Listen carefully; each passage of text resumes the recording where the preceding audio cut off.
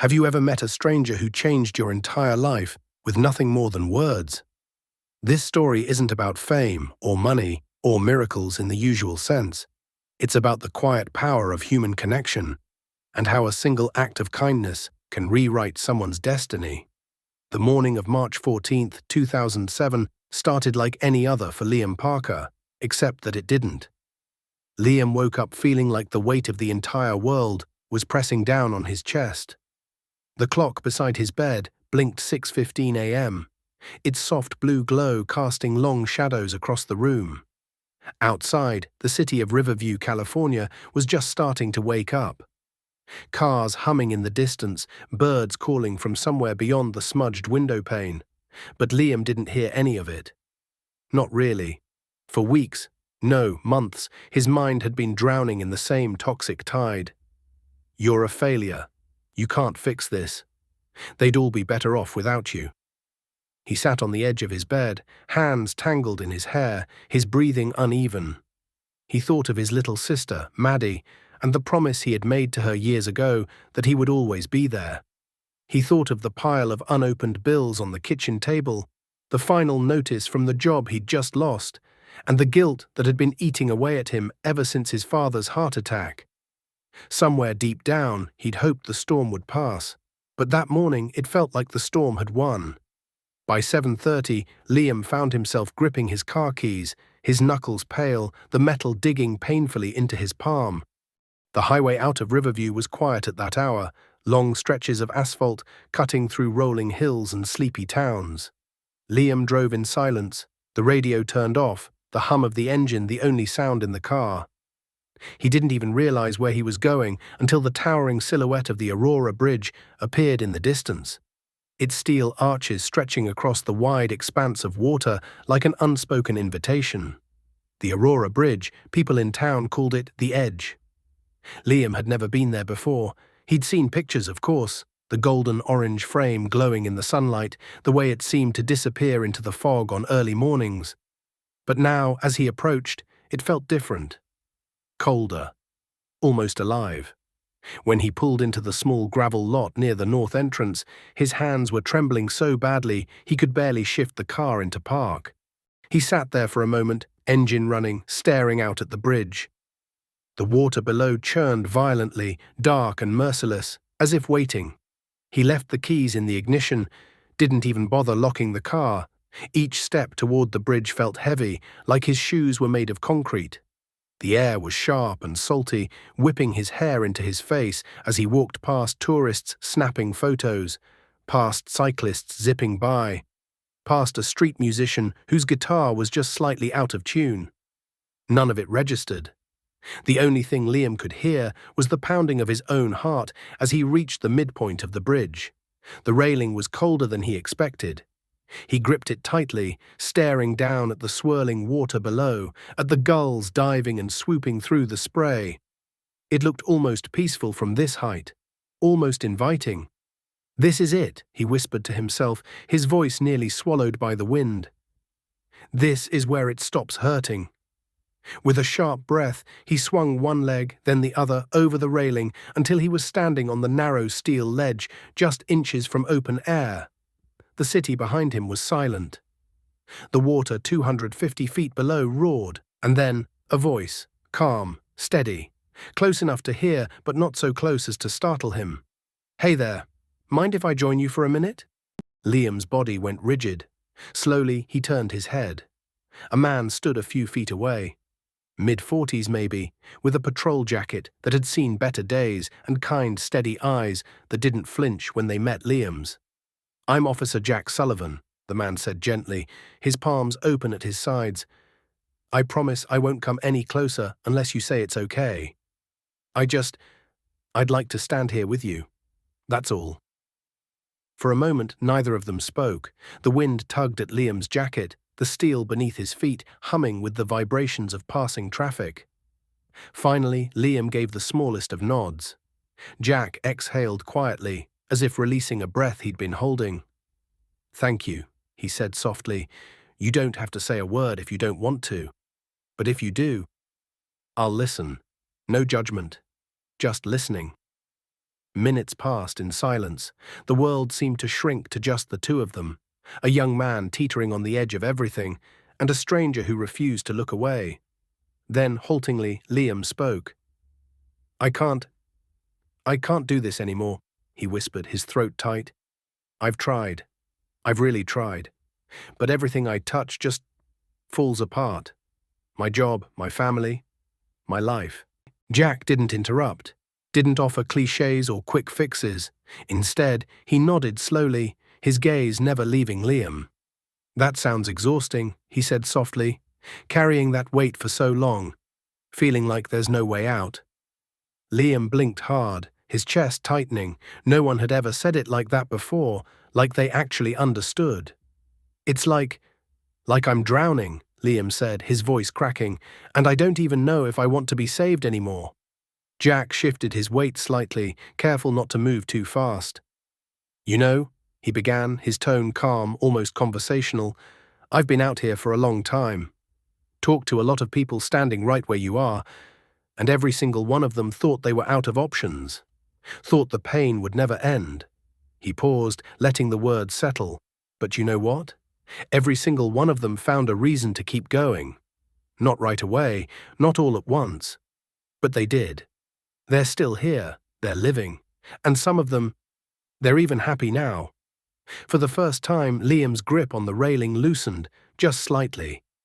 What if I don't have a reason? He murmured. Jack took a slow step forward, his voice steady but never forceful. Then let's find one, he said. Together. You don't have to figure it all out right now. Just, let's start with staying. Just for today. One more day. Liam stared at him, the wind whipping strands of hair across his damp face. His mind was still screaming, still telling him to jump. But somewhere, deep, deep down, a quiet voice whispered, What if he's right? And for the first time that morning, Liam didn't feel entirely alone. This was the beginning of a 90-minute conversation that neither of them would ever forget. A conversation that would shift something deep inside Liam and set in motion a journey he never saw coming. The wind whipped through the gaps of the Aurora Bridge, carrying with it the deep, steady hum of traffic above. Liam stood frozen on the ledge, every muscle tense, the steel beam beneath his feet trembling with every gust. Officer Jack Sullivan stayed still, a careful distance away, his hands open in a gesture of quiet assurance. He wasn't a man of dramatic speeches or empty promises. He had learned, in the countless times he'd found himself on this bridge, that what most people needed wasn't to be told they'd be fine. What they needed was to be heard. Tell me what brought you here, Jack said, his voice almost carried away by the wind. For a long moment, there was nothing but silence between them. The rhythmic crash of waves far below, the hum of cars, the hollow thud of Liam's heart in his chest. And then Liam spoke. His words tumbled out haltingly at first, then faster, as though once the dam cracked, there was no holding anything back. I lost my job 2 months ago, he said, his voice raw. I've been trying. God, I've been trying. But the bills keep piling up. My sister, my mom, they look at me like I can fix everything, but I can't. My dad died last year, and I wasn't even there. I was too busy working 2 shifts at that damn factory to even say goodbye. And now... His voice broke, his hands gripping the beam so tightly the skin turned white. Now my little boy is here, and he deserves better than me. Better than... this. Jack didn't interrupt. He didn't move. Instead, he nodded slowly, letting the weight of Liam's pain hang in the air without judgment. That's a lot to carry, Jack said quietly after a long pause. More than anyone should have to handle alone. The word alone hit Liam like a spark in the dark. No one had ever said it like that. No one had ever acknowledged the isolation that had wrapped itself around him, squeezing tighter with every passing day. He blinked hard, trying to fight the tears that burned at the edges of his vision. It's like I'm drowning, he whispered. Like every time I think I can breathe again, something else drags me under. And I'm just... tired. So damn tired. Jack tilted his head slightly, his eyes calm, steady. I've been here before, he said softly. Not in your exact shoes, but close enough to know what that weight feels like. The heaviness, the hopelessness. And I know it feels like the only way to make it stop is to let go. Liam's gaze snapped toward him, startled by the honesty in his voice. But here's the thing, Jack continued, his tone never wavering. That pain you're feeling, it's real. It's heavy, but it isn't permanent. And you don't have to carry it by yourself anymore. Not today. Not if you let someone in. Something inside Liam cracked. It wasn't loud or dramatic, just a tiny fissure in the wall he'd spent years building around his heart. For the next 90 minutes, Liam talked. Really talked. He spoke about growing up in Riverview, about the dreams he'd buried the day his father died, about the crushing guilt of not being enough for the people who depended on him. He spoke about the nights when the darkness felt too big, when the silence was too loud, and the thoughts in his head were sharper than any blade. And Jack just listened. No interruptions, no false reassurances, just quiet, unwavering presence. By the time the sky began to shift, streaks of pink and orange bleeding across the horizon, Liam's voice had grown hoarse, his throat raw from the confessions he'd never dared to say out loud. Jack stepped a little closer, careful not to startle him. "You've been holding all of that inside for so long," he said softly, "and you've survived every single day that tried to break you. That takes more strength than you realize." Liam let out a shaky breath, the wind whipping the dampness from his cheeks.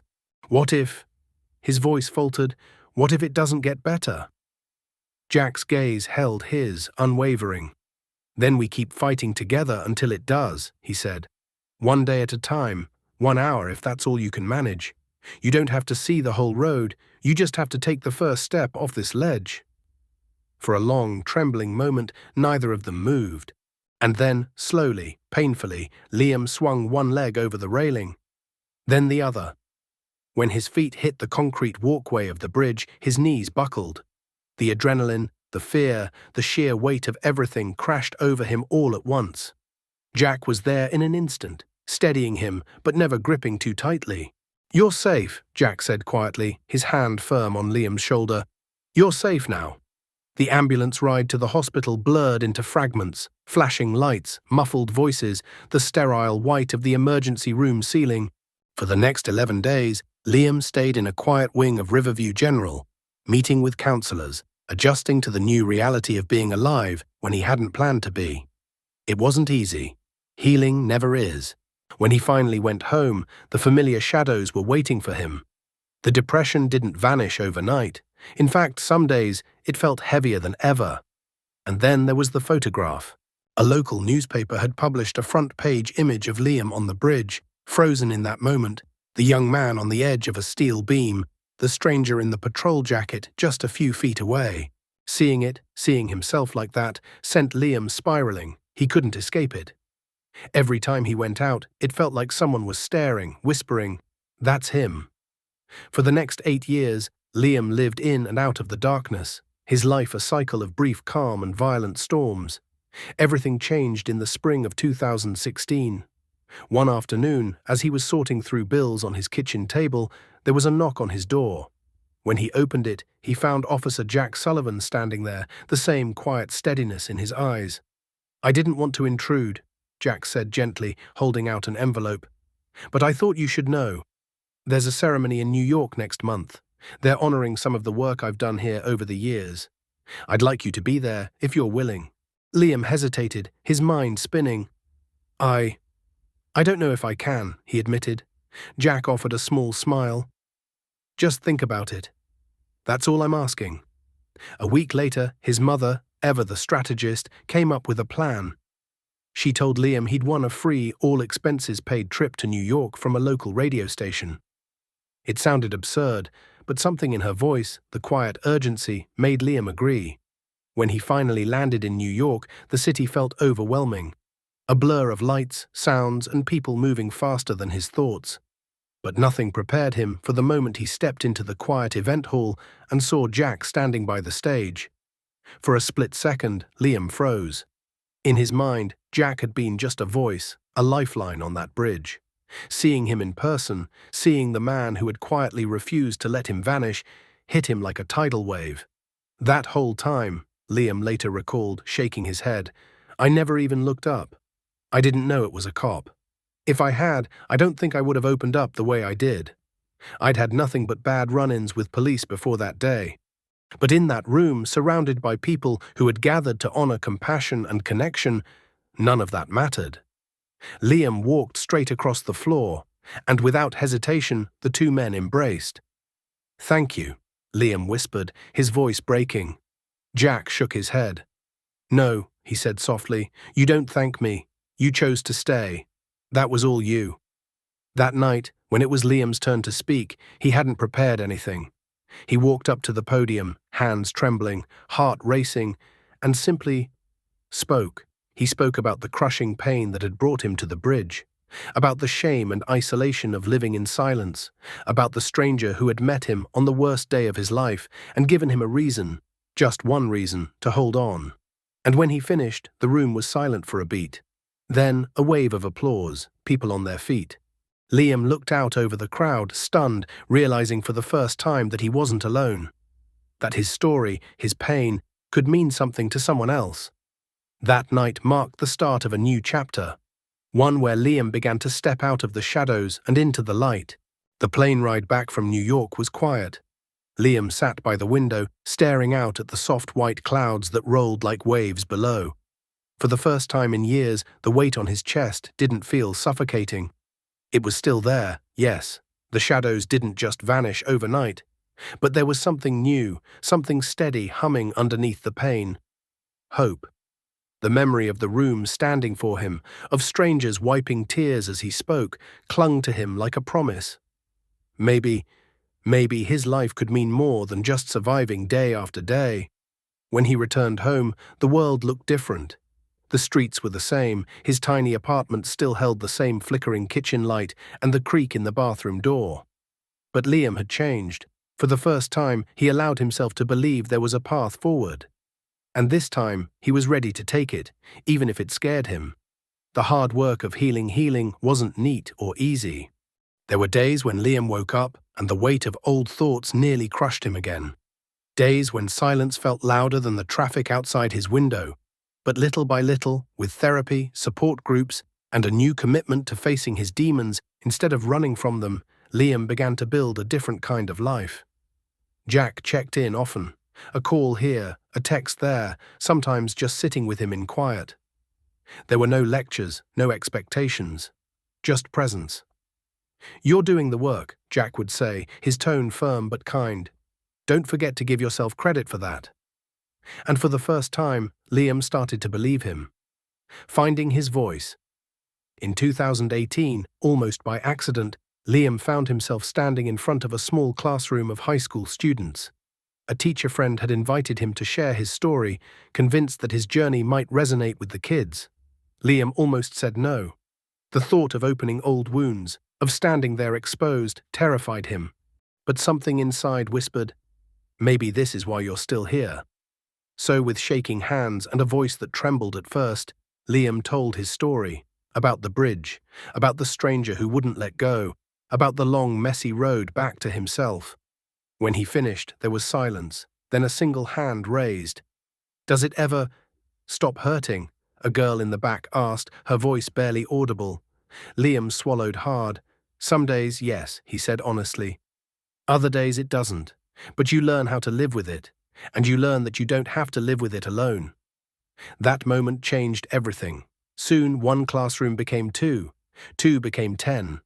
Then community centers, college campuses, police academies, and even corporate events.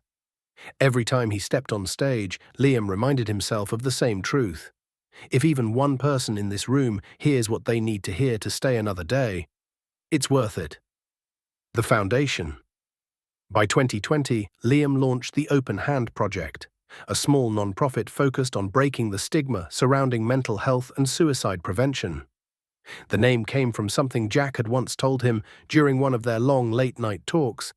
Sometimes, all someone needs is an open hand to hold on to until the storm passes. Through the foundation, Liam started connecting people in crisis with therapists, support groups, and community programs. He organized panels, partnered with schools, and built safe spaces for conversations that too often stayed in the shadows. Jack was there from the beginning. By then, he'd retired from active duty, his years of quiet heroism recognized but never flaunted. Together, they formed an unlikely duo, the quiet, steady former officer and the once broken young man who had learned to turn his pain into purpose. At events, Jack spoke first, grounding the audience with facts, with the importance of listening, of showing up. Then Liam followed, his voice raw and real, weaving stories that made people not just think, but feel. "Jack makes you think," Liam often said with a grin, "and I make you feel." The work that saves lives. The work wasn't always easy. They met people standing where Liam had once stood. People on the edge, people convinced the world wouldn't miss them. And every time Jack and Liam offered the same thing: presence, listening without judgment. "We're not here to fix you," Jack would say gently. "We're here to remind you that you're not alone, that there's a tomorrow you haven't seen yet." Over the years, they lost some. That was the brutal, heartbreaking reality of the work. But they saved many more, and every time a life was spared, every time someone reached out months later to say, "I'm still here because of you," it fueled them to keep going. The numbers that haunt them. By 2023, suicide statistics had reached staggering levels, over 49,000 lives lost in a single year in the United States alone. Jack would sit with those numbers, his jaw tight, and say quietly, "This is why we keep showing up. Because sometimes one conversation is all it takes." Liam understood that in his bones, because he had been that conversation. Full circle, in the summer of 2024, nearly 20 years after that night on the bridge, Liam found himself back there. This time the air was clear, the sky a soft blue that seemed to stretch on forever. He stood near the railing, his hands resting on the cool steel, and closed his eyes. It wasn't about the pain anymore, it was about gratitude. Gratitude for the stranger who refused to let go. Gratitude for his family, for the people he'd met along the way, for the countless lives he'd touched simply by surviving. Jack joined him quietly, leaning against the railing beside him. For a while they said nothing. Then Jack broke the silence. "Hard to believe it's been 20 years. Liam smiled faintly. "Yeah, feels like a lifetime ago. And like yesterday." Jack nodded, eyes on the horizon. "You know, you saved yourself that night. I just happened to be there." Liam turned to him, his voice steady. "No, Jack, you were the reason I found a way to stay. And now, every time I share my story, every time I help someone step back from the edge, that's because of you too." Jack didn't respond. He didn't need to. The moral: if there's one thing Liam and Jack both want the world to understand, it's this. You never know the power of simply being there for someone. It doesn't take grand gestures or perfect words. Sometimes all it takes is listening. Really listening. And holding space for someone until they can find their way out of the darkness. As Liam often tells audiences now, "I spent years believing my story ended on that bridge, but I was wrong. That was the moment my real story began. And if sharing it helps even one person believe that they can have a second chapter too, then every scar was worth it." Today, the man who once stood on the edge of the Aurora Bridge has built a life filled with purpose. A life where pain and hope coexist, where connection matters more than anything else, and where every single conversation could be the one that saves a life. Because in the end, the message is simple and powerful. You are not alone.